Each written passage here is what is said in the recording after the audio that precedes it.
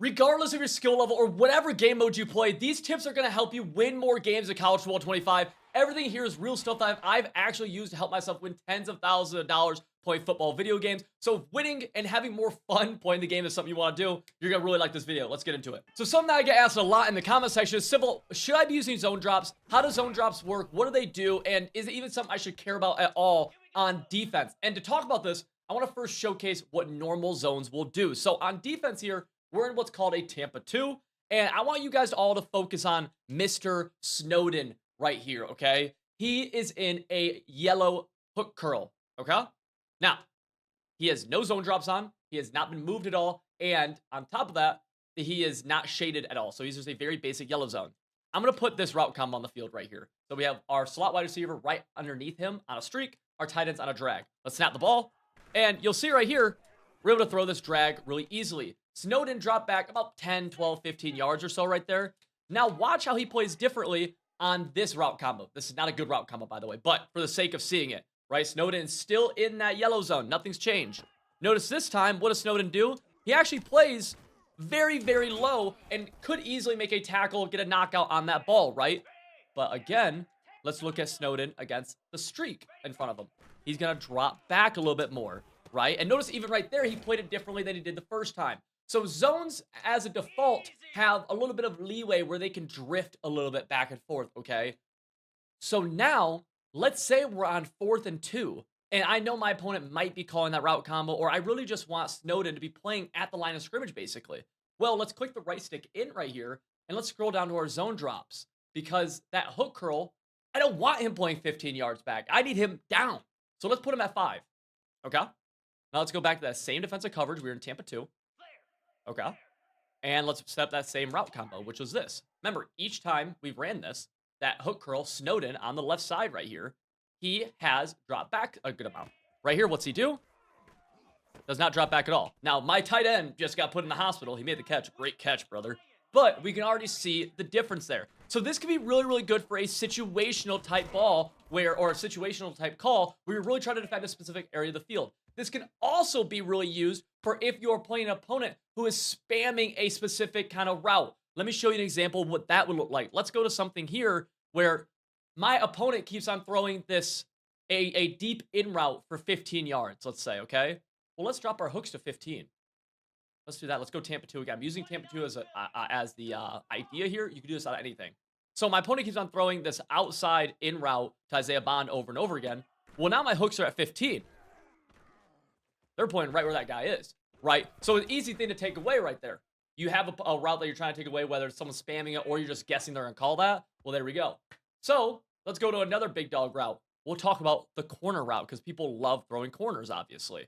Well, this one would not be a hook curl. This instead could be something like a flat or a curl flat. So let's actually put our flats to, let's say we'll put them to 25. Okay, that corner route's going 25 yards downfield.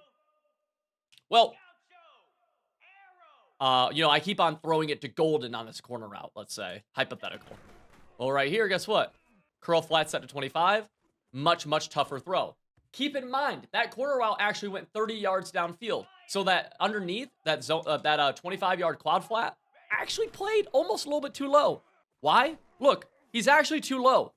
Why is he too low? Because the corner route right there just went 32 yards. We set him at 25.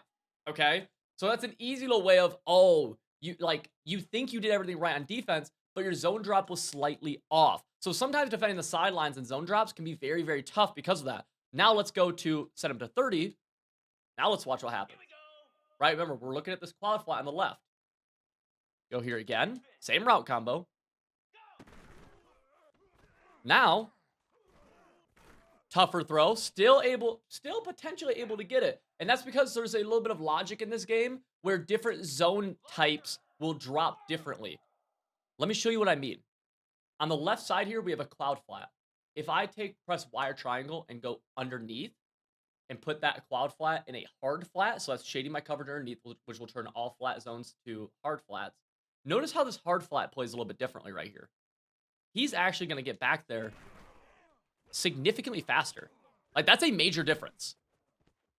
So it's something to keep in mind that different styles of zones can actually get to different depths, either faster or slower. Cloud flats will kind of shuffle their feet a little bit more. Hard flats will really bail and get back there like we saw right here. This is best used. Zone drops are best used as either part of your base defense, depending on what you want, right? So like hook curls to 5 or hook curls to 15 are two different bases that I'll use a lot. Or they can be used throughout the course of a game to take away something your opponent keeps on going to, right? 4th and 25, probably have these guys around 25 or 30 yards, right? 4th and 1, probably put these guys at 0 or 5. I try to stay away from 0 just because they play so low at 0, but 5 would be a good one right there. And we are getting incredibly close to 100,000 subscribers on this channel. If you've gotten any value from us at all, whether it's in this video or another video, consider doing me a massive favor. Just see if you are subscribed, and if you're not, consider hitting the subscribe button. It'd be doing me a massive, massive favor, like genuinely it would. Now, after you do that, back to the video. Okay, this is some of the worst advice I see all the time from people who don't actually really know how to pass the ball in Madden or college football. I'm gonna talk about it here. So, what coverage am I in on defense? What coverage is this? We're pre-snap. You're supposed to be reading the safeties and look at the corners and whatnot, right? What coverage is it? Cover 2? You might be saying cover 4. Cover 0. It's cover 0. You'd never be able to know that pre-snap, right? There's no way for you to know that pre-snap. And you might be saying, oh, well, there's tells. I actually knew that. Yeah, there's tells? Okay. So how did that look any different than this right here? Looks pretty much the same. You're not telling the difference in an actual game. And this is cover 2. So trying to identify the exact cover somebody is in pre-snap is almost always going to be flawed if you're playing anybody who's decent. And even the CPU, because there's plays that are like cover 4, show 2. There's cover 2 invert. There's plays that are just disguise. Now, I'm not saying not to look at this and try to identify it because it can help, but don't ride or die on trying to diagnose what the coverage is pre-snap. And instead, let me show you a little bit better of a way that I've had a lot of success trying to look at pre-snap stuff, okay? So, we're just going to call Tampa 2 right here, and let's go into a play like, we'll go China Smash right here, sure. So, what I try to look at is 2 things. One is going to be blitz, no blitz. I always ask myself, blitz or no blitz? Because this determines what kind of protection you're setting up, if you can send your halfback out, if you need to be looking hot, etc., etc. So the way I look at that is, right here, I'm saying no blitz. Why? And it's a guess, by the way. It's an educated guess. The reason I'm saying no blitz is that there's 4 people on the line of scrimmage for the defense, and then let's say they blitzed everybody, right? Well, these guys, it takes some time for them to come in from back here, right? Like this guy's way back here. He'd have to do that. This guy's way coming off the edge. They could. It just wouldn't be a very fast blitz. And so even if they were to blitz, I would have enough time to recognize that and be able to hit my hot fast, okay? Or, you know, to do whatever I need to do. Let me give you this look where, you know, maybe we're doing this right here. Let's go here. Bang, bang, bang. Here, I'm saying, oh, God. Blitz, blitz, blitz, blitz, Bama, blitz. Right? Because we have a lot of people on the line of scrimmage, and I have to assume the worst, right? Because if I assume, oh, he's bluffing me. He wouldn't send this pressure. He's bluffing. Let me just la-di-do-da. Well, you're screwed, right? You're screwed if you're wrong. So you want to assume the worst in that situation and then pick up on the tendencies of your opponent. Maybe your opponent sits back in a coverage like this, but he actually blitzes every play. Because he could. Then I would say, okay, now we know he's a blitzer from that. And then we would just use that on our next downs, right? Some of it is a guessing game. Some of it's a chess match. That's called football, by the way. Okay, so we're blitz, no blitz. What's the next thing we should be doing? Man, zone. Because we have man-beating plays on offense. We have zone-beating plays on offense. And then if you call really good plays, which is what which is what we teach, you have everything beaters, which are going to beat man and zone. Okay, but let's identify man zone. You can tell us a few different ways. The easiest way is if you want to do motion of some sort. So just select a wide receiver, use B or circle, push left on the D-pad or just any direction to get to a receiver. Then get off of B and just try to motion them. Right here, does anybody follow me across? No? Probably zone. If somebody were to follow, probably man. Okay, easy way to tell. You can also pick up on your opponent's tendencies with this, and you can also tell pre-snap a little bit. You know, if everyone's pressed up on your receivers across the board and they're kind of shaded inside, probably gonna be man coverage. So after that, you might be saying, well, Civil, not all zone is created equal. You know, just because, what do I do if I don't know if it's cover 2, cover 3, or cover 4? What the heck, Civil? What am I supposed to do? Great question. Seriously, great question. Okay, let's look at this play right here on offense. Okay? This is a very basic play. I made almost no, I didn't make a hot route here. This is cover 2. Let's call this play against cover 2. And what do we get? Wide open dot. Interesting. Well, Civil, this wouldn't work against cover 3, idiot. Okay, let's see. What if they recall cover 3? Again, this is, by the way, this is going to look exactly the same, so you would not know this pre-snap. Well, the thing behind a good play is that it's able to beat numerous coverages. So let's see this right here, right? Here's our play.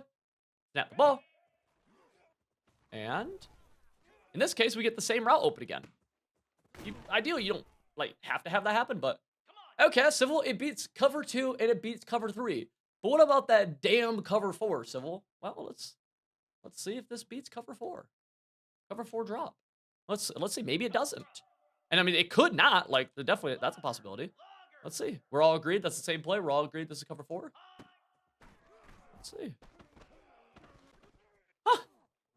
It's almost like I don't actually care what zone covers they're in. Now, mind you, it's less about spamming a route. This is just an example of the same route getting open against different zones. But instead, calling good plays that will get you different routes open against zone coverages, right? That's the key. And here's the next thing, right? Because you might be saying, okay, well, let's pretend that this beats cover 2, and you've now identified they're in cover 2, so you're going to throw the corner route every single time. Well, what did we just talk about with zone drops? What did we just talk about? That we could adjust this to take away the corner route. So before, just a second ago, we were able to throw this corner against cover 2. It's still, that was cover 2 right there. We just had a zone drop on the field, right? So it's less about, oh, this route beats cover 2, and instead, this route combo beats cover 2, because if they're going to play that back on the left side, right, this is cover 2, well, guess what? It's open. Old buddy's open now, right? So it's less about this route beats every coverage, and this route combo beats every coverage, and then it's on you as the user to execute. That's where skill gap happens. That's actually what we all want in the video game, right? We want it to come down to actually me being better than you being better than the CPU, et cetera, et cetera. That's football. Hell yeah. Yeah. Right? That's what we freaking want, man. Boom.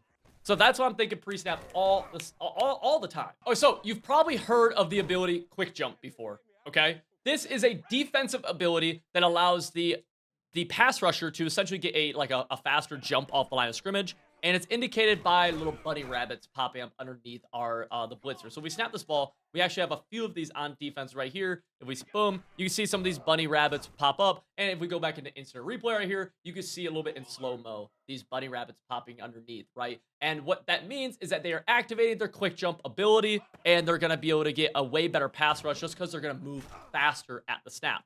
Really easy way to get rid of this stuff is to simply call a play action play. So if we go a play called PA anything, but in this case, PA slot cross, call the exact same defense. Now, let me actually just block my halfback. I don't want play action if I know they're blitzing. So let's just block our halfback. Notice what didn't pop up right there. There were no bunny rabbits popping up. If we go in instant replay again, we can see this right here. There's no bunny rabbits popping up on any of the blitzers. And this could even work if we were to send our halfback out on a route. Now, in this case, we're going to get sacked, but it's because they're sending 6 and we're blocking 5. But notice, no bunny rabbit. So, easy way to combat one of the best defensive abilities in the game. Simply call play action. And then I like to reblock my halfback, okay? That's going to get rid of the slow, PA, the handoff animation. Hurdle. Dang, I tried hurdling. Because this is what happens if I don't. Let's go here, right? Bang. Like, right there, we're fine, but that's pretty spooky. So I just like to totally block my halfback, get rid of him on that. Another way we could do, send halfback on a route, block the tight end. That's another way. That will also get rid of the quick jump. But yeah, notice again, no little bunny rabbits. Very, very easy way to stop that ability. Let's talk about a route that if you're not using it yet, you should probably consider using this thing. This is the speed out. But first, we gotta know how do we even get to this point. So let's press Y or triangle when we're on offense. Let's select one of our outside wide receivers. It's important that these outside wide receivers are not considered a slot and instead are out wide in more of a flanker position. So right here, X is a great example of it. We're going to select him. Then we're going to go left on the left stick. That's going to get us the speed out hot route. So right here, we see he's on this little speed out. Now this route in and of itself is okay, I guess. Fine. But that's not what we want. We want to do that again. Y or triangle, select him, left on the left stick. And then we're going to go Y triangle again. We're going to stem him up. So let's select him and then hold left bumper. That's going to activate the custom stem and push up on the left stick. Notice how we can now custom stem him very low or very high. I like to put them around 10 to 15 yards. So something like this right here. Let's snap this ball. And this area of the field is incredibly tough for a lot of coverages to defend. Now, it's not undefendable. Let me be very clear about that. But it is tough to defend. Notice how the deep blue ahead of him or in front of him does not defend this. So, a couple things you want to keep in mind when you're running this is that you don't really want to run this to the short side of the field a ton. So, like right here, B, we don't really want him on this route because we need the cut portion of this to lead to the sideline a little bit more. Like, this is a tough throw on the sideline to make. You can do this, but there's not much leeway for us. Whereas, if you look at the guy on the left, X, a little bit deeper downfield, gonna be more room for him to actually, like, operate, for us to come back to the ball, etc., etc. B is it's just a tougher window, and just something to keep in mind. This is also important to note for some of these, like, wide formations. Let's see if we have a formation that's gonna give us a little bit, like, more out wide. Let's actually go trips tight end right here. So we'll do this. Boom. So notice where our outside wide receiver is here. Like, this is not what you want, right? We try this. It's just, he didn't even run the route. Like, he just ran a streak. But you saw me put him on an out route. So you don't want that. Whereas, if he's to the wide side of the field like he is now, here we can do something. Bang. Bang. You can put this with a bunch of different route combos. My favorite route combo to pair with this is something like this right here. Where, whoops. Do something like this. Feel free to screenshot this. One moment. There we go. Feel free to screenshot this right here. Okay. Very, very decent route combo to put alongside this. Again, that deep out route is not an auto throw, but he is very, very good. Right there, we could have thrown him on the break. If you want to defend this, though, go cover 2. Very easy way to take it away. All right, let's talk about beating man coverage, because this can be obviously one of the more frustrating things in the game. We've all had issues against man coverage throughout the time. I'm sure you've probably struggled with it. So a big thing to keep in mind with man coverage is that unlike zone, there aren't routes that are always going to be getting open. And what I mean by that is, like, if you have a corner route and you're in cover 2 hard flat, the corner route's going to be open literally every time. Like, there's just no way around it. Man coverage is more of a little bit of a dice roll. Now, you can move the odds in your favor in that dice roll by calling good routes, having good matchups, etc., but it's not 100% of the time, right? So what I mean by that is this corner route from our tight end, he could beat man coverage, and he actually kind of does right there, but he won't win every single time, okay? Does that make sense? So let's take that concept and let's apply this to how do we get the best percentage plays that we could possibly call, and what are some of those routes? So the first one, going to be the return route. This is McMillan on the left side right here. This is a stock route that comes on certain plays. A lot of times you ever see a play that has the name like stick and nod. That's a great example. Like, that'll always have this. And we just call this a few times. Like, he's going to win a lot. His dice roll or his percentage is like 90 on this, especially when we have McMillan here. It's probably close to like 95% of the time. He is going to win very, very consistently. As opposed to this corner route right here from Lemonius Craig, who he'll win sometimes, wow, but not every single time, right? And not even at a good clip, I would say, I would bet, right? And right here he does, and even that's a tough throw to be able to make. So instead, let's actually put him a little bit more of an optimized route. Let's put him on a wide receiver drag. So now we have 2 routes that we've identified are going to be doing a good job. Drags and return routes. So we put these guys going the same way right here. Boom. Okay, don't worry about the rest of the route combo right now. But here's 2 routes that are going to do really good against man coverage. Drag and a return route. I like to have them right next to each other. Okay? Now, what route's going to suck against man coverage? Probably this out route. He's not really going to do too much. So let's actually just, like, what if we just put him on, like, an in route, but then, like, stemmed him up some? Then we have something like this. Okay, I don't love this right now, but let me cook. Then let's actually, like, maybe streak the tight end and block our halfback. So we have a play that looks like this now. This isn't my favorite thing in the whole wide world, but what we're going to see here is that we do have a route pushing them deep, which I do think it's important against man coverage to have streaks on the field. Right here, watch. Notice the drag. He got more cover than he did last time.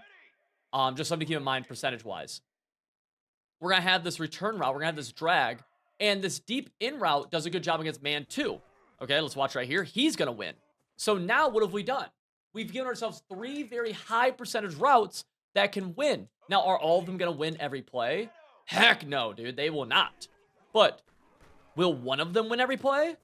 Statistically speaking, I hope they should, or you just get kind of unlucky, right? And so that's a really easy way that I always approach man coverage. Now, another way to do this, a slight difference, is let's actually put the tight end on that deep end. Deep ends are another route that beat man coverage consistently. Right here, boom, so he's able to win. Easy enough. Notice what we're doing here. We're taking out a lot of the routes that don't do a good job against man and using routes that do a good job against man coverage, okay? Let's go to something like this right here. Let's go put this guy on a zig. Zig is another route that does a really good job. Let's streak Y. And then let's, the tight end, he's kind of weird right here. I don't love a lot of the options we have on him. Let's put him on a slant because he'll also do a good job against man. The slant will. So right here, we have 5 routes I could beat man, or we have 4 routes I could do a good job against man. We have a Texas route. He'll do a good job. We'll have zig, good job. Slant, good job. Return route, good job. Streak is just in case they get over aggressive, shade underneath, and don't have help over top. Right here, we had 2 routes get open. Right? If we call that same play again, though, I bet this time, I bet we have somebody else get open. I was surprised the halfback didn't get open at all. To be honest with you. This time, guess what? Halfback got wide open. Touchdown. Okay. Really easy plays, really easy routes. What routes do a good job against man that we've covered right here? Return routes, halfback angle routes, zigs. That's 3. Deep in routes. So you would in route this guy and then stem him up the way we talked about before. And then also, how many is that? I can't remember. We should have it up on the screen though. And then slants as well, especially from the tight end position. Slants can do a good job. Oh, and drags as well, right? Easy ways just to beat man coverage. Should help you out some. So this idea is a little bit controversial, but I do think it could pay off like majorly for you if you have the right personnel. Let's go into our depth chart here, and let's actually scroll all the way to our cornerbacks, okay?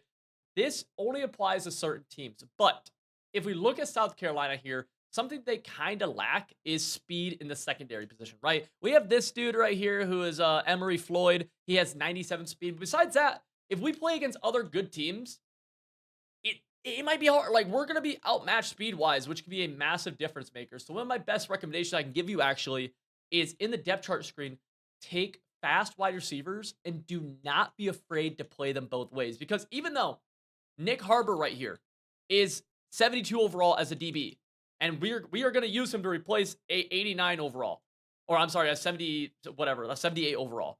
The 10-plus speed here, plus in this case, the height, is going to be an absolute game changer in terms of what we can actually do with him. Because think about it. 89 speed at that position, you could not ask him to press. Here he is. You couldn't, because if that dude ahead of him was faster, you'd just be screwed. Here, Nick Harbor can press right now. He can play back. You could user him. There's a million different things you could do now, all because you subbed in a wide receiver at DB. Now, do I recommend this for every single team? No. But when you have very clear wide receivers who are just so much better than your DBs, especially like the potential DBs you have, well, then in that case, yes. And you know what he's going to be good at?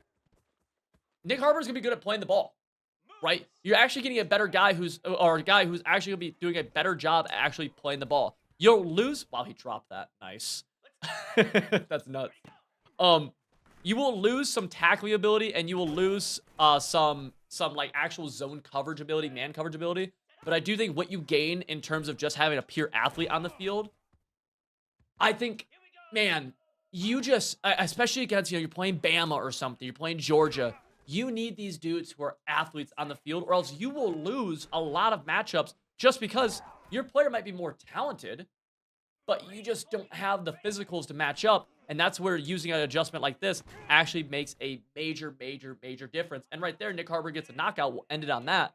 Just some food for thought that I think you should seriously consider in your defensive scheme, especially against certain teams and certain matchups. So a feature I found that a lot of people don't know about is the idea that you can actually playmaker routes to go and move down the field. What I just threw right there was a drag route, okay? Now, the idea behind playmakering is pretty basic.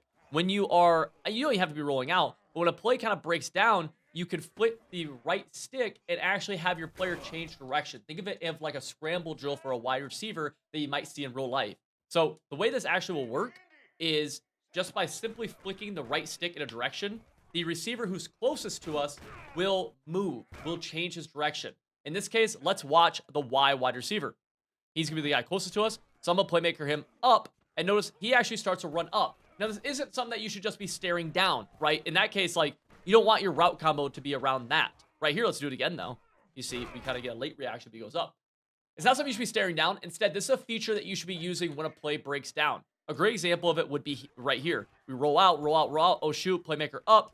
Maybe we can make this throw. Maybe we can't. You kind of get the idea, though. That first clip we actually had was like one of the best examples of it. Let's go something like here where, you know, let's say we drop back. None's really there. None's really there. Need to make a play. Roll. A's going upfield. Boom. Right? Because you don't really want that curl route to just sit there. So again, all I'm doing is simply flicking the right stick in the direction that I want my nearest guy to go. Oh, shoot, shoot, shoot, shoot, shoot. Get to the sideline, get to the sideline. Not there.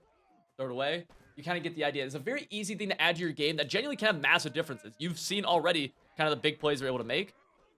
Man coverage. We don't got to use it right there. That's fine. What a great throw. What a great pitch and catch right there, boys. Let's go again. Plays breaking down, plays breaking down. Go downfield, go downfield, go downfield. And again, like, we get that type of playmakers, the running back, so it's not the best example, but you get kind of the idea of what's possible with this bad boy, right? Let's go again right here.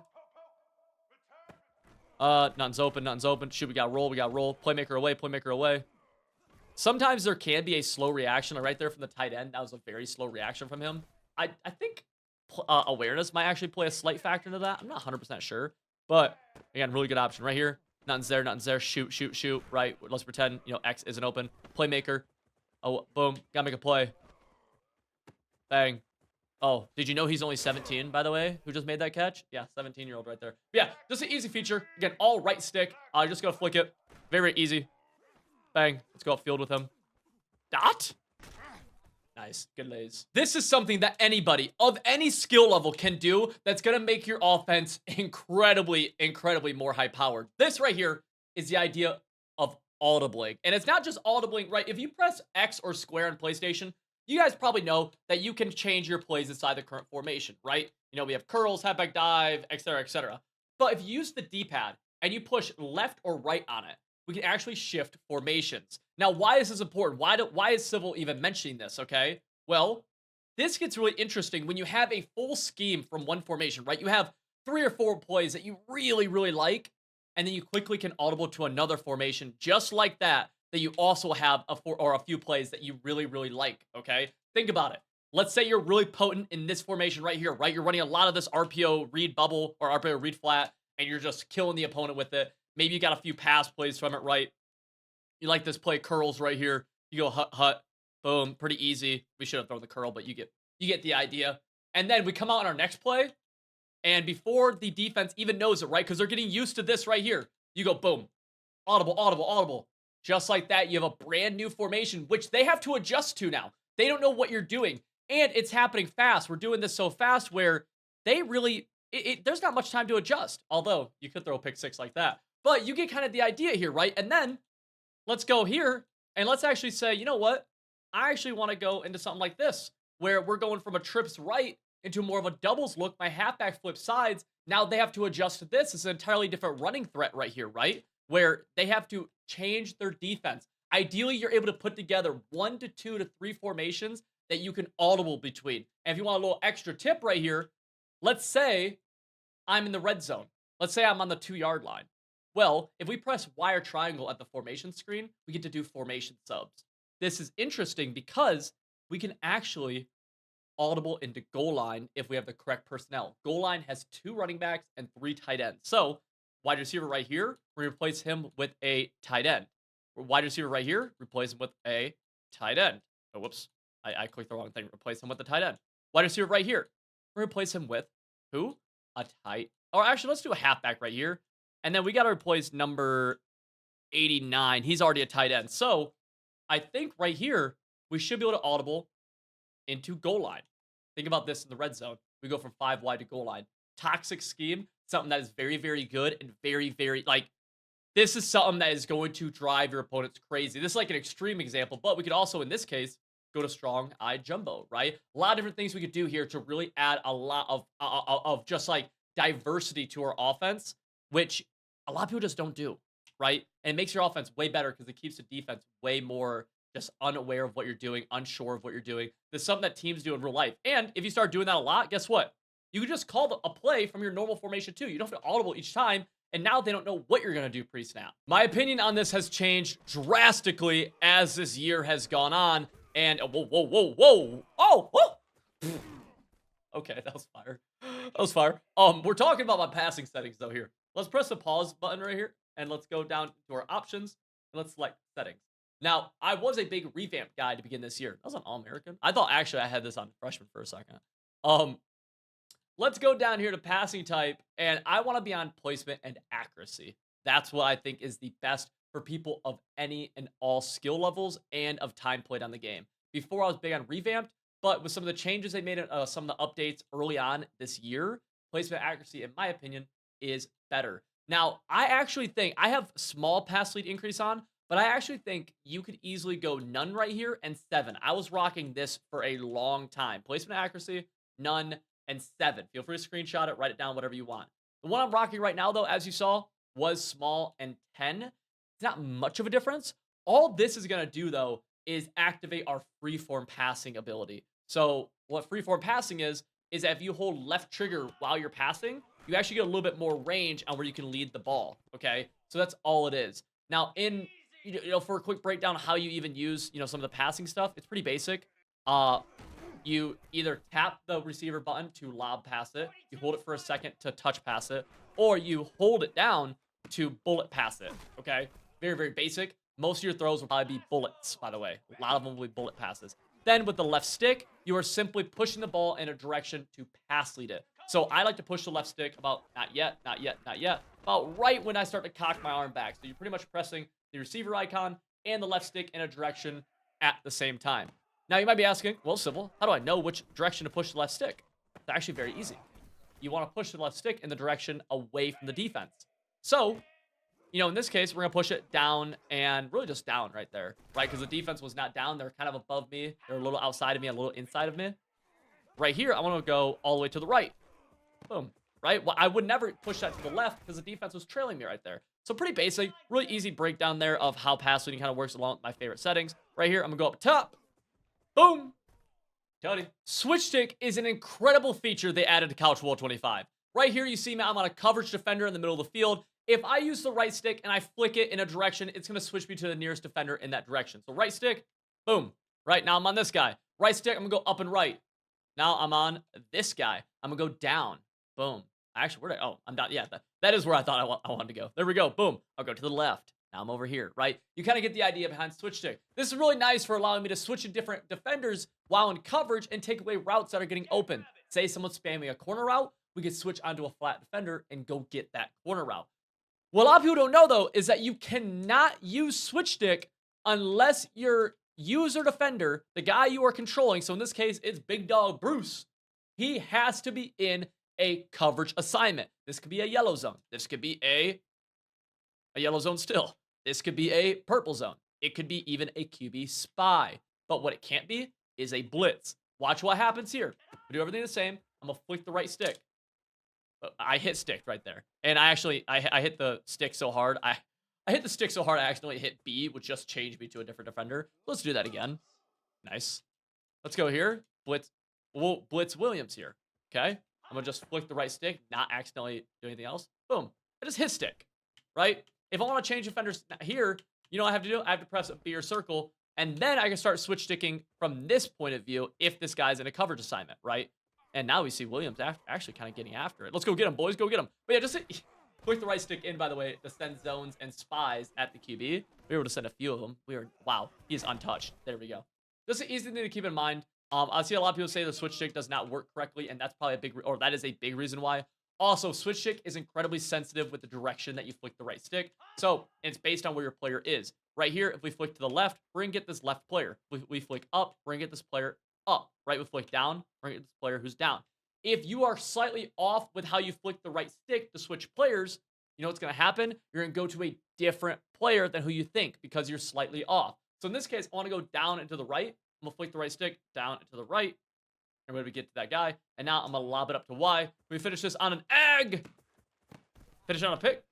Finish it on an incompletion. If you like this, if you got value from this, consider checking out My website, civil.gg, is linked in the top description. We have full schemes on offense and defense over there. You'll be joining over 1,000 active members right now, using everything that I do, everything that we do over there to actually win more games and have more fun at College Football 25. Right now, you can use code CIVIL30, get a cool 30% off of your first time getting a membership. I'll see you guys all over there. We have a beautiful Discord community server over inside of that as well. You'll be able to have direct access to me and other top college football players just like myself.